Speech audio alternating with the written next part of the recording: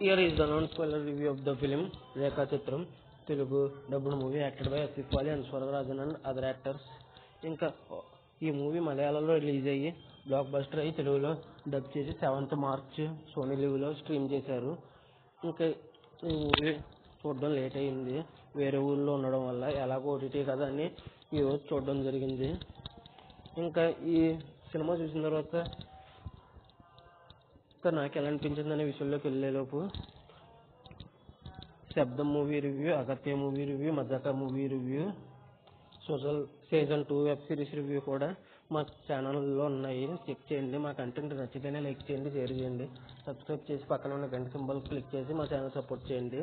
ఇంకా ఓవరాల్గా ఇంకా ఈ సినిమా విషయానికి వస్తే నాకైతే బాగా నచ్చిందండి. సినిమాలో ప్లస్ పాయింట్స్ ఉన్నాయి, నెగిటివ్ పాయింట్స్ రెండు మాత్రమే ఉన్నాయి. దాని గురించి డిస్కస్ చేసుకుందాం. నా ఈ వీడియో చివరి వరకు చూడండి. ఏది ప్లస్ పాయింట్స్ ఏది మైనస్ పాయింట్స్ చెప్తాను. నాకు ఎందుకు నచ్చిందో, నచ్చితే ఎందుకు నచ్చిందో, నచ్చకపోతే ఎందుకు నచ్చలేదు అనేది చెప్తాను. కాబట్టి చివరి వరకు చూడండి వీడియో. ఇంకా నాకు ఈ సినిమాలోకి వచ్చేసి ప్లస్ పాయింట్స్ వచ్చేసి స్టోరీ బాగుంది. 25-30 మినిట్స్కి ఒక ట్విస్ట్ కింద, ఒక 20 మినిట్స్కి ఒక ట్విస్ట్ కింద రివీల్ చేస్తుంటారు. అంటే ఫస్ట్ 40 మినిట్స్ బాగానే ఉంటుంది, కానీ సినిమా అయిపోయిందేమో అని అనుకుంటాము. కానీ ఒక 40 మినిట్స్ తర్వాత ఒక ట్విస్ట్ రివీల్ చేసి ఆ ట్విస్ట్ దగ్గర టైటిల్ వేస్తారు. ఇంకా అక్కడి నుంచి పావుగంటకు ఒక ట్విస్ట్, స్టోరీ అయిపోతుంది అనుకున్న ప్రతిసారి ఏదో ఒక ట్విస్ట్తో చాలా అంటే చాలా ఇంట్రెస్టింగ్గా తీసుకెళ్ళారు సినిమాని, అదైతే చెప్పొచ్చు.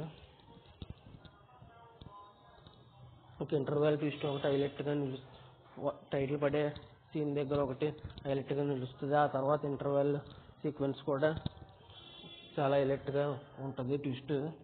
ఇంకా ఈ మూవీ రన్ టైం వచ్చేసి జస్ట్ 2 hours 90 minutes మాత్రమే రన్ టైము. ఇంకా ఈ మూవీ మ్యూజిక్ కూడా చాలా అంటే చాలా బాగా కొట్టారు. ఇంకో ప్లస్ పాయింట్ వచ్చేసి ఆసిఫ్ అలీ గారి యాక్టింగ్, అన్స్వరా రాజన్ గారి యాక్టింగ్, పుష్ప అనే ఒక క్యారెక్టర్ యాక్టింగ్, అందరూ బాగా చేశారు. ముఖ్యంగా వచ్చేసి ఆసిఫ్ అలీ గారు, అన్స్వరా రాజన్ గారి యాక్టింగ్ మాత్రం చాలా అంటే చాలా హైలైట్ అని చెప్పుకోవచ్చు. ఇంకా ఈ మూవీలో వచ్చేసి ఇవే ప్లస్ పాయింట్స్. ఇంకా మైనస్ పాయింట్స్ వచ్చేసి స్క్రీన్ ప్లే చాలా అంటే చాలా స్లోగా ఉంటుంది. మలయాళం సినిమాలు ఎలాగ ఉంటాయో మీకు తెలుసు.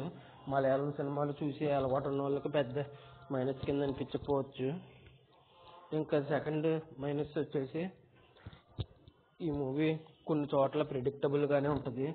కొన్ని ఒక కొద్దిసేపు వెళ్ళే వరకు గెస్ చేయలేము, కానీ ఒకనొక టైంలో సెకండ్ హాఫ్లో నెక్స్ట్ ఏం జరుగుద్దని ముందే గెస్ చేసేలాగా ఉంది. అయినా సరే ఇంట్రెస్టింగ్ వేలో ప్రజెంట్ చేశారు కాబట్టి పెద్ద బోరింగ్ అనిపించలేదు, కానీ ప్రెడిక్ట్ చేసేలాగా ఉంది సెకండ్ హాఫ్లో అయితే కొన్ని సీన్స్. ఇంకా క్లైమాక్స్ ఒకటి చాలా సింపుల్గా తెలిసేసారనిపించింది. ఏంటి సినిమా అయిపోయిందా, ఇంకా ఏదో ఓ రేంజ్లో ట్విస్ట్ ఉంటుంది అని అనుకుంటాము, కానీ చాలా సింపుల్ ట్విస్ట్తో ముగించారు. వేరే లెవెల్లో ఊహించుకుంటాం, కానీ చాలా సింపుల్గా తెలియజేశారని అనిపించింది నాకైతే. క్లైమాక్స్ చాలా సింపుల్గా తేల్చడంతో పెద్ద ఇంపాక్ట్ఫుల్గా అనిపించలేదు నాకైతే. మీకు ఎలా అనిపించింది అనేది కింద కామెంట్ చేయండి క్లైమాక్స్. ఇంకా ఓవరాల్గా అంతేనండి ఈ సినిమా గురించి. చివరిగా నేను రేటింగ్ ఎంత ఇస్తున్నానంటే ఈ సినిమాకి 4.5 out of 5 అయితే వచ్చింది. నాకైతే అలా అనిపించింది. ఇంకా ఈ మూవీ ఎంతమంది చూశారనేది కింద కామెంట్ చేయండి.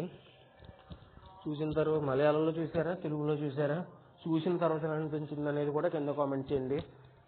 నా ఈ వీడియో చివరి వరకు చూసిన ప్రతి ఒక్కరికి పేరు పేరున థ్యాంక్స్. ఇంకొక విషయం, చాలా రివ్యూస్ ఇచ్చాను నా ఛానల్లో. రివ్యూస్ లేట్గా ఇచ్చినా కూడా మా కంటెంట్ మీకు మా రివ్యూ జెన్యున్గా అనిపిస్తేనే సపోర్ట్ చేయండి. అంతేనండి. నా ఈ వీడియో చివరి వరకు చూసిన ప్రతి ఒక్కరికి పేరు పేరున థ్యాంక్స్. Video పెద్దదైపోయింది, sorry.